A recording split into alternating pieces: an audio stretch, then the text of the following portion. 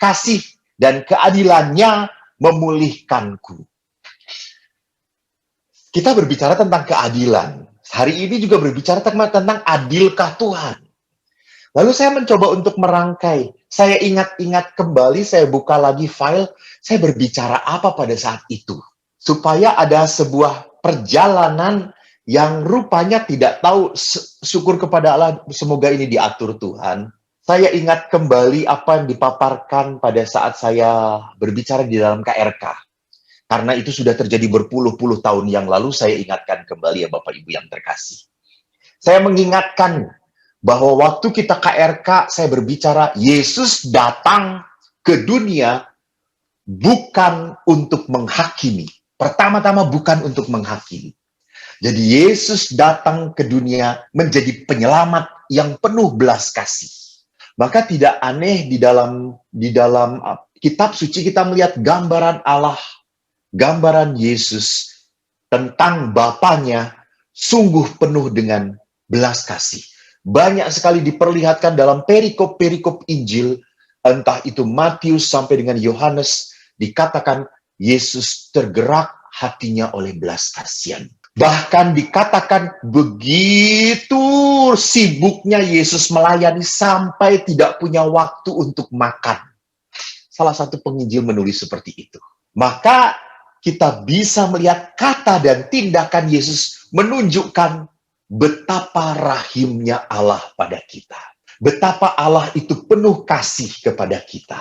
Dan kerahiman Allah itu hanya bisa dialami, hanya bisa dirasakan oleh orang-orang yang mau punya semangat keinginan untuk bertobat. Dan bertobat itu jelas. Bertobat itu adalah mengubah arah, mengubah haluan hidup.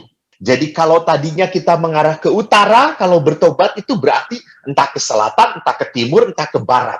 Tapi tidak ke utara lagi. Jadi kalau bertobat itu berarti saya tidak menjadi manusia yang dulu lagi. Di sini dikenal dengan pembaharuan hidup. Jadi bukan memperbaharui diri saja, tetapi hidup saya pun berubah. Jadi kalau saya tulis di sini pembaharuan diri, seolah-olah pertobatan itu hanya berguna untuk diri saya sendiri. Tentu tidak, tentu tidak. Pertobatan itu berguna untuk orang-orang di sekitar kita. Mereka bisa merasakan auranya pertobatan, auranya perubahan hidup kita. Maka sekarang kalau kita tidak pernah mau bertobat, akhirnya apa? Kalau orang tidak pernah mau bertobat, hidup menjadi orang yang hidup di masa lalu, orang yang gini-gini aja, orang yang terus kayak gini. Jadi walaupun ikut persekutuan doa, walaupun ikut KRK, walaupun ikut adorasi seperti apapun, dia tidak pernah mengalami pembaharuan, maka kerahiman Allah tidak pernah ada dalam hidup dia. Maka, maaf, kalau orang tidak mempunyai kerahiman Allah dalam hatinya, maka orang itu akan meragukan kebaikan Allah. Karena Allah kebaikannya diragukan, maka muncullah tema malam hari ini. Adilkah Tuhan kalau wabah ini terus-menerus hadir dalam hidup kita? Sungguh merepotkan Tuhan pandemi ini. COVID-19 ini sungguh membuat kami tidak sukacita, sungguh membuat kami bersedih, sungguh kami penuh dengan ketakutan. Engkau tidak adil. Jadi orang yang berontak mempertanyakan kebaikan Tuhan, maka sepertinya orang itu halal mengatakan bahwa Tuhan itu tidak adil dengan menghadirkan COVID-19. Pandemi ini, kalau Tuhan mau menghukum, janganlah ikutan orang-orang baik pun dihukum. Orang-orang yang ngawur aja, orang-orang yang tidak mencintai engkau dan sesamamu saja, itu yang dihukum. Bukan kami yang taat di persekutuan doa. Jadi jangan dihukum Tuhan. Tidak, saudaraku. COVID-19 ini melanda siapapun. Anda kudus atau tidak?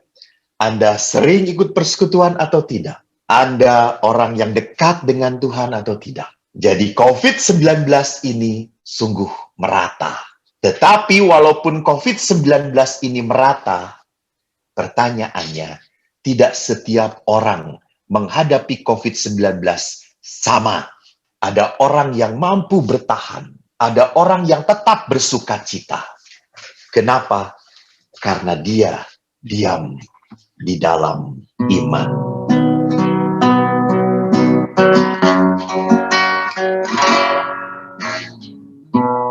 Kuatkanlah hatimu, lewati setiap persoalan. Tuhan Yesus selalu menopangmu. Jangan berhenti harap padanya. Tuhan pasti sanggup. Tangannya takkan terlambat untuk mengangkatmu. Tuhan masih sanggup. Dia tak tinggalkanmu. Lihat saudaraku, kalau orang yang punya iman, dia akan mengatakan, Tuhan masih sanggup. Tidak akan pernah ada pandemi sebesar apapun yang bisa merontokkan imanku pada Allah. Tidak ada penderitaan seperti apapun yang membuat aku meragukan Tuhan. Ini orang yang sudah bertobat. Ini orang yang mengakui kelemahan. Maka kalau kita lanjutkan permenungan kita, sekarang poin yang akan kita yang akan saya bawa adalah pesan Paulus. Pesan Paulus yang pertama kepada Timotius, bab 6 ayat 11 sampai 12.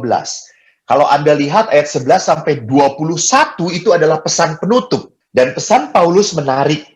Dikatakan, tetapi engkau, hai manusia Allah. Nah, yang bagus. Paulus itu memang selalu memperbedakan antara manusia duniawi dengan manusia roh. Manusia yang dipimpin oleh kedagingan dan manusia yang dipimpin oleh roh Allah. Maka kalau manusia Allah itu seperti apa? Hai manusia Allah, jauhilah semuanya itu. Mungkin Anda kalau tidak bisa melihat konteksnya, tidak mengerti apa semuanya itu. Oke, supaya Bapak Ibu tidak bingung melihat apa semuanya itu yang dimaksud dengan Paulus. Timotius sebelumnya, Timotius 6 ayat 9 sampai 10. Tetapi mereka yang ingin kaya terjatuh ke dalam pencobaan, ke dalam jerat, dan ke dalam berbagai-bagai nafsu yang hampa, yang mencelakakan, yang menenggelamkan manusia ke dalam keruntuhan dan kebinasaan. Karena akar segala kejahatan ialah cinta uang. Sebab oleh memburu uanglah beberapa orang telah menyimpang dari iman. Nah ini bagusnya. Menyimpang dari iman dan menyiksa dirinya dengan berbagai-bagai duka. Jadi kalau orang yang bukan manusia Allah, tadi dikatakan manusia Allah, jauhilah semuanya itu. Semuanya apa? Semua yang membuat kamu menyimpang dari iman dan membuat hidup kamu tersiksa dengan berbagai duka. Paulus jelas. Jadi jauhilah hal-hal yang membuat kamu menyimpang dari iman kamu. Nah, ini menarik Bapak Ibu. Jadi tolonglah sebagai orang beriman itu perbanyaklah mendengar firman Tuhan.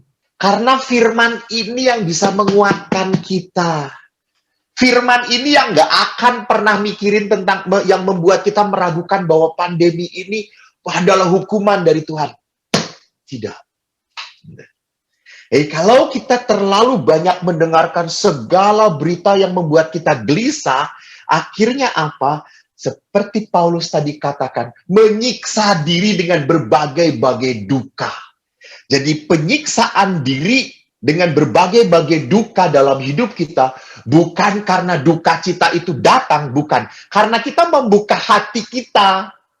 Jadi kita tidak memilih-milih, semua dimasukkan ke dalam hidup kita. Yang ngawur, ya kacau hidup kita.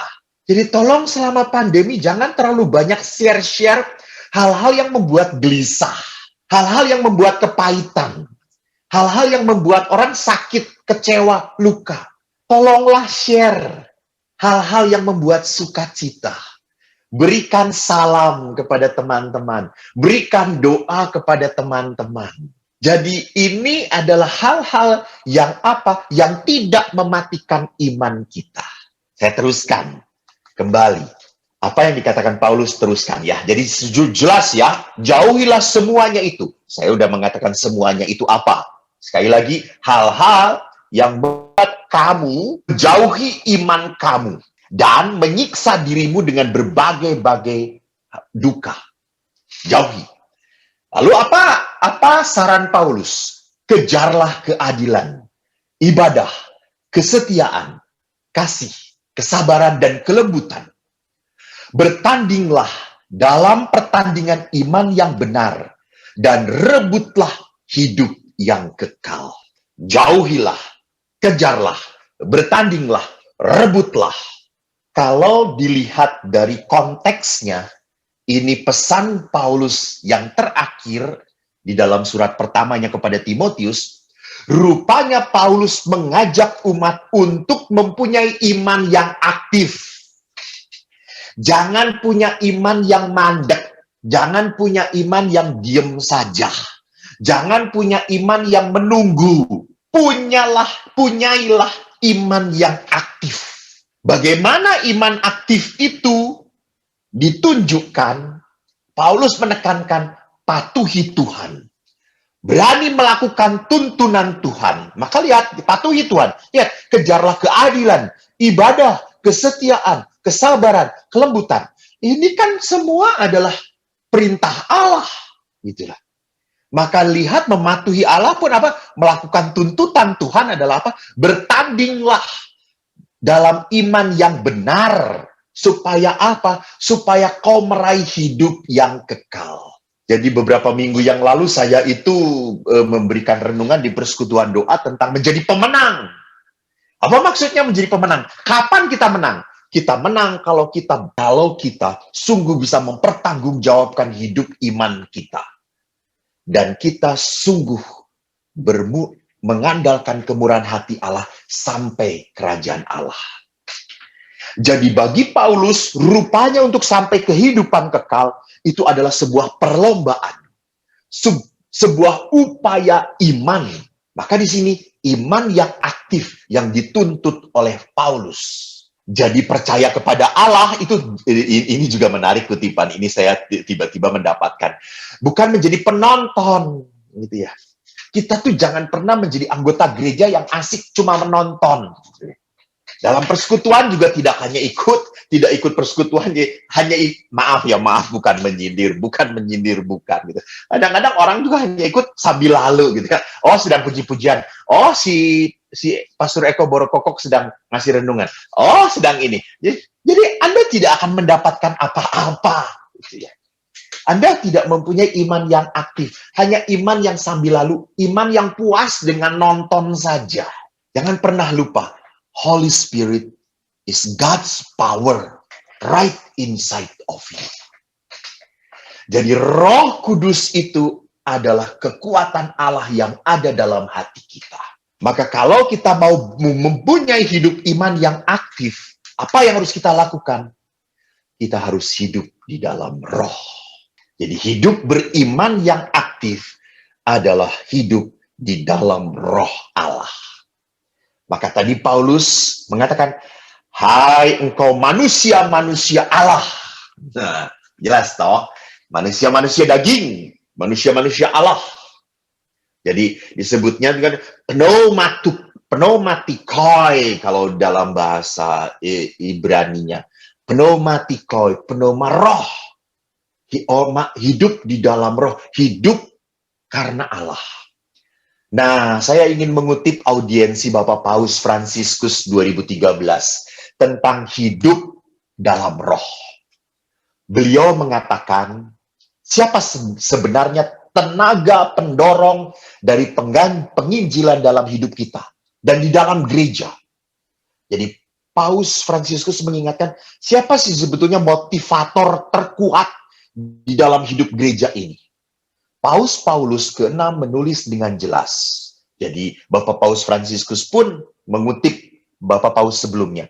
Adalah Roh Kudus yang saat ini seperti pada permulaan gereja bekerja dalam setiap penginjil yang membiarkan dirinya dirasuki dan dituntun oleh rohnya. Jadi Bapak Ibu yang terkasih, perhatikan bahwa Bapak Paus mengingatkan kita pertama-tama harus dirasuki oleh roh Allah. Bagus kata-katanya gitu ya. Kerasukan. Bapak Ibu pernah nonton kuda lumping? Kalau orang lihat kuda lumping nanti setelah selesai ini buka YouTube tentang kuda lumping. Saya juga sedang ngikutin tentang itu, lucu sekali gitu ya. Di Jawa Timur ada kuda, ada macam-macam gitu kan. Ada apa yang singa dengan barongsai, bukan barongsai. Pokoknya kayak gitulah. Kan orang mereka itu dibuat trans, dimasuki oleh roh yang lain. Sehingga mereka dalam tanda petik kesurupan. Kalau orang kesurupan tuh makan beling, makan paku pun tidak terasa apa-apa. Nah sama. Paus mengatakan kita harus dirasuki, kita harus kesurupan roh Allah. Ini menarik, kesurupan roh Allah. Jadi kalau orang kesurupan roh Allah, apa yang akan terjadi? Duka cita, penyakit, penderitaan tidak pernah membuat hati dia ciut. Karena udah dirasuki oleh roh Allah. Dan kalau orang sudah dirasuki oleh Allah, pasti orang ini akan mudah dituntun oleh Tuhan. Nah, sama kan kalau orang kuda lumping juga sama toh. Kalau dia udah trans, sudah jalan, kan ada yang ngaturnya. So. Makan, dia akan makan. Jungkir, dia akan jungkir. Gigit api, gitu. Makan paku, dia akan lakukan. Dituntun oleh siapa? Oleh yang merasuki dia. Maka kalau Paus mengatakan dengan bahasa orang harus dirasuki oleh roh Allah, itu berarti apa? Orang itu memang harus dipenuhi oleh roh Kristus di dalam dirinya. Nah, kalau kita kembali, oleh karena itu untuk menginjili penting untuk membuka diri kita sekali lagi kepada cakrawala roh Allah. Tanpa merasa takut terhadap apa yang ia minta atau kemana ia akan menuntun kita. Nah, seringkali ini yang membuat manusia enggan dekat dengan Tuhan adalah apa? Mungkin kalau dekat dengan Tuhan, Tuhan itu menuntut, wah pasti saya harus mengurangi hobi saya. Hobi saya motor-motoran bisa 7, 8, 9 jam harus dikurangi. Karena apa? Karena saya dekat dengan Tuhan. Sekali lagi, jangan pernah berpikir bahwa kalau Allah dekat dengan kita, Allah ingin mencabut semua kegembiraan kita. Rasanya bukan seperti itu. Jadi, Allah mau menuntun manusia pada apa? Kadang-kadang pada tempat yang tidak kita kehendaki. Dan kita tetap harus bertahan berada di situ. Sama, siapa yang mau COVID-19 ini ada? Nggak ada. Tetapi memang kalau dengan rasukan Roh Kudus dalam hidup kita, maka tempat yang tidak kita sukai pun tetap kita bisa melihat, merasakan penyertaan Allah. Ini orang yang dirasuki oleh roh Allah. Nah, Bapak Paus menegaskan kembali, manusia itu seperti seorang musafir yang melintasi padang pasir. Dan kalau di padang pasir yang paling berharga itu bukan emas, bukan perak, bukan berlian, tapi air. Maka tidak aneh kalau Yesus mengatakan, akulah air kehidupan. Jadi dia adalah Roh Kudus yang berasal dari Bapa dan yang dicurahkan ke dalam hati manusia. Jadi Yesus itu adalah air kehidupan yang membawa Roh Kudus. Ingat, sebelum Yesus pergi, terangkat ke surga, Yesus sudah berkata, aku memang harus pergi supaya roh penolong itu datang dan menguatkan kamu. Jadi memang Yesus sadar bahwa manusia tidak selamanya berada secara fisik bersama Yesus. Kehadiran Yesus diteguhkan oleh kuasa Roh Kudus, oleh kehadiran Roh Kudus dalam hidup manusia. Maka kalau manusia itu mau dirasuki oleh Roh Allah, mau menjadi manusia Allah, mau menjadi seperti Kristus, ya sama harus dirasuki oleh Roh Allah. Jangan pernah lupa waktu pembaptisan pun, waktu Yesus dibaptis oleh Yohanes Pembaptis, Roh Allah turun atas Yesus. Sama. Dan kalau pertanyaannya, kapan kita mendapatkan karunia Roh Kudus? Jelas. Kita sudah dibaptis, saudaraku. Di dalam sakramen baptis, Roh Kudus itu dicurahkan. Dan di dalam sakramen Krisma, karunia Roh Kudus itu dikuatkan, diteguhkan kembali. Namun pertanyaannya, lihat saudaraku, kalau kita mengerti bahwa kita sudah dicurahi Roh Kudus, tapi kenapa Roh Kudus tidak berdaya dalam hidup kita? Kenapa Roh Kudus itu tidak mengatur pilihan hidup kita, pikiran kita, keinginan kita, perasaan kita? Jadi kita sendiri, jangan-jangan kehidupan kita sendiri yang membuat mati roh di dalam diri kita. Jadi roh itu tidak dipupuk, tidak disuburkan, tidak dihidupi, tidak disadari bahwa ada roh Allah dalam hidup kita ini. Bahkan tadi saya sudah mengatakan, Paulus pun mengingatkan kepada jemaat di Roma. Mereka yang hidup menurut daging memikirkan hal-hal yang dari daging. Mereka yang hidup menurut roh memikirkan hal-hal yang dari roh. Jadi saudaraku, lihat kata yang dipakai oleh Paulus adalah memikirkan. Jadi kalau orang hidup dalam daging, pikirannya, keinginannya hanya terpusat pada daging melulu. Jadi yang menyenangkan dia itu adalah sesuatu yang membuat tubuh dia mendapat sensasi. Jadi kalau dia dapat sensasi, melihat yang bagus-bagus, mendengar yang indah-indah, mencicipi yang enak-enak, mengalami yang dia sukai, itu orang yang masih tergantung hidupnya di dalam daging. Jadi jangan pernah berpikir itu cuma berpikir saja, tetapi berpikir ini kan berpikir pun akan mengatur keinginan kita. Bahkan akhirnya ke tindakan kita. Jadi apa yang kita pikirkan pasti akan mempengaruhi tindakan kita. Misalnya, saya itu tahu Pak Rusli ini senang motor. Saya senang motor. Langsung cepat sekali matching. Langsung cepat sekali gabung. Langsung punya keinginan. Pak, kita jalan-jalan yuk Pak. Yuk Pak, kita naik motor Pak. Ya. Jadi pikiran ini memicu keinginan kita. Jadi, dan akhirnya tindakan, betul. Jadi kalau Paulus berkata, orang yang hidup di dalam daging, maka apa yang terjadi? Dia hanya memikirkan sensasi-sensasi kedagingan. Sedangkan orang yang hidup di dalam, yang dirasuki, bahasa Paus Fransiskus, yang dirasuki oleh roh Allah, memikirkan hal-hal yang dari roh.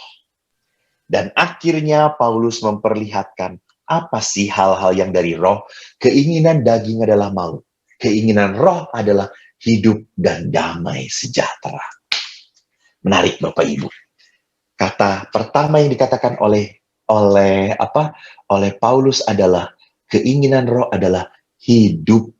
Hidup. Jadi betapa berharganya hidup itu bagi Paulus. Semua apa yang kita punya tak akan pernah berharga kalau kita mati. Semua apa yang kita miliki, baru kita bisa syukuri kalau kita hidup. Baru bisa kita nikmati kalau kita hidup. Maka keinginan roh adalah apa? Hidup. Hidup yang seperti apa? Kualitasnya kayak gimana? Dan maka digabungkan hidup dan damai sejahtera.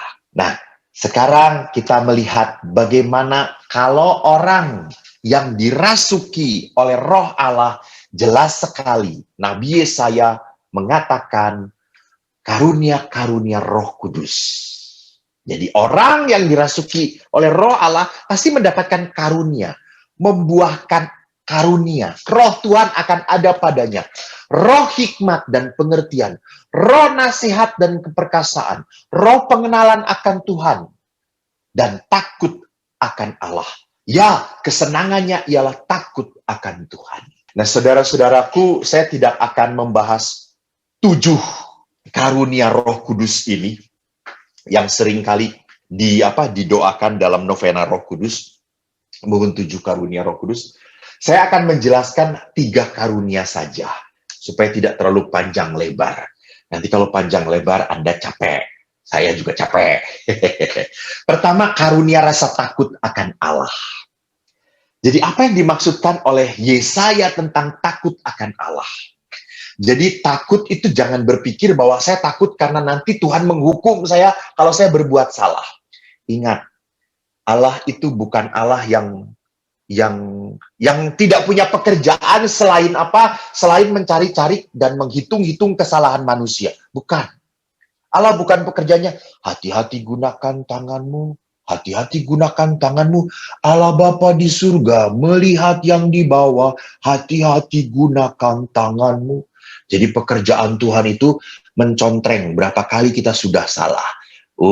Si Eko tidur waktu misa kudus 1 kali. Eko lupa bulan rosario tidak rosario malam ini 2 kali. Gitu. Bukan. Jadi takut akan Allah bukan kita punya pikiran seperti ketakutan anak kecil kalau tidak buat PR kepada gurunya. Ketakutan itu digambarkan oleh Yohanes menarik. Di dalam kasih tidak ada ketakutan. Kasih yang sempurna melenyapkan ketakutan. Sebab ketakutan mengandung hukuman, dan barang siapa takut ia tidak sempurna dalam kasih. Jangan pernah lupa, Yohanes sendiri pernah mengatakan Allah adalah kasih. Jadi kalau karunia rasa takut akan Allah, itu berarti apa? Saya itu takut nyakitin hati Allah. Kenapa? Karena Allah itu penuh kasih pada saya. Jadi kalau orang yang mengasihi Tuhan, sungguh hidup di dalam kasih Tuhan, ia tidak akan pernah seenaknya berbuat dosa.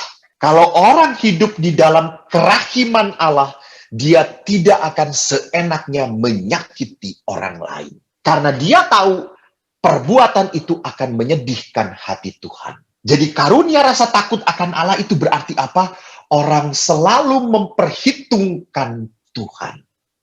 Apakah Tuhan berkenan atau tidak? Apakah perbuatan ini membuat saya menjauh dari kasih Allah atau tidak? Kan tidak mungkin ya menjadi sebuah keanehan saudara-saudara kalau saya mengasihi saudara, saya pun membenci saudara. Tidak mungkin gitu ya. Kalau saya mengasihi saudara, berarti saya cuek pada saudara. Tidak mungkin. Kalau saya mengasihi saudaraku, saya akan memberikan yang terbaik kepada orang yang saya kasihi. Betul. Saya ingat sekali, para pastor di Santa Monica ini selalu sharing. Umat-umat itu sangat mengasihi para pasturnya. Dan saya datang ke pasturan Monica, betul banget. Banyak makanan hauce-hauce di sana. Itu bukti kasih umat kepada pasturnya. Dan semua makanannya baru, bagus. Baru dimasak. Padahal untuk suaminya selalu baru diangetin, baru diangetin, baru diangetin. Gitu ya. Mungkin masakan yang sudah sekian hari yang lalu. Jadi lihat, kasih itu berarti apa? Memberikan yang terbaik bagi yang kita kasihi. Demikian juga kepada Allah. Jadi takut akan Allah itu artinya saya takut perbuatan saya menyakiti Allah yang begitu menyayangi aku. Jadi itu yang pertama ingin saya paparkan kepada Anda tentang karunia rasa takut akan Allah. Yang kedua, karunia keperkasaan. Rasul Paulus kepada jemaat di Filipi pernah berkata, segala perkara dapat kutanggung di dalam Dia yang memberi kekuatan kepadaku. Ingat, di dalam Dia. Jadi Paulus berkata, di dalam Allah semua hal dapat saya tanggung. Di dalam Tuhan. Bukan karena aku saya kuat, segala perkara dapat kutanggung karena aku kuat. Tidak, tidak, tidak, tidak. Paulus berkata, di dalam Allah segala perkara dapat kutanggung. Bahkan kepada jemaat di Roma, Paulus berkata, jika Allah di pihak kita, siapa yang akan melawan kita? Jadi rupanya Paulus memperlihatkan orang yang dipenuhi dengan karunia keperkasaan bukannya tidak pernah merasa takut. Maka Paulus berkata, bukan karena saya kuat, bukan. Karena ada Allah di dalam aku. Jadi karunia keperkasaan dimengerti sebagai apa? Mereka dapat mengatasi ketakutan karena mereka percaya pada Allah yang dapat melakukan segala-galanya. Jadi lihat, kita makin mengerti dengan konsep dari Paulus ini. Jadi kita mendapatkan keperkasaan, kenapa orang bisa bertahan di dalam penderitaan, sekali lagi bukan karena dia kuat. Kenapa? Karena di dalam Allah saya menanggung segala-galanya. Jadi bersama Allah saya bisa menjadi kuat. Bersama Allah ada penopangku. Maka dikatakan tuh di dalam Mazmur, Tuhan engkaulah gunung batuku, tempat pertahananku. Jadi Allah itu di dalam pemazmur pun mengatakan Allah itu gunung batu dan tempat pertahananku. Jadi apapun yang melanda aku tidak akan pernah menggoyahkan aku. Kenapa? Karena engkaulah kekuatan bagiku. Dan saudara-saudariku yang terkasih, bersyukurlah. Bersyukurlah kepada Tuhan bahwa kita menjadi seorang Katolik. Kenapa harus bersyukur, Romo? Karena di dalam gereja Katolik, karunia keperkasaan itu disuntikkan kepada kita. Diinjek, artinya diinjek itu diinfuskan lewat apa? Lewat sakramen-sakramen di dalam gereja. Jadi kuasa sakramental itu membuat manusia menjadi perkasa. Sakramen penguatan. Memberikan kekuatan kepada kita supaya kita menjadi tentara Kristus. Supaya iman kita menjadi dewasa. Kita siap fight. Tentara kan memang dilatih untuk fight ya. Nggak ada tentara yang dilatih untuk dagang. Nggak ada toh. Nggak ada tentara yang dilatih untuk bisnis. Tentara itu memang dilatih untuk perang. Dan kalau menjadi tentara Kristus berarti kita apa? Dengan sakramen penguatan, kita berani melawan roh-roh godaan-godaan jahat dalam hidup kita. Kita berani menentang itu. Kedua, sakramen Ekaristi. Ekaristi adalah makanan spiritual yang menguatkan perjuangan rohani kita. Jadi Paulus pun berkata bahwa hidup kita ini dalam perjuangan. Tarik-menarik antara kedagingan dan roh kita. Dan kita akan selalu jatuh dalam kedagingan, jatuh dalam keinginan yang nikmat, nyaman, enak, kalau kita tidak pernah diberi santapan spiritual oleh Allah. Maka saudaraku, saya tak henti-hentinya mengingatkan Anda, sekarang gereja sudah terbuka untuk Ekaristi. Jangan hanya terlalu senang misa online. Sekali lagi, kalau Anda memang secara protokoler boleh misa, buatlah kerinduan Anda sungguh untuk datang dalam misa offline di dalam gereja. Allah ingin memberikan makanan spiritual untuk Anda. Ini sakramen di dalam gereja yang disediakan oleh gereja.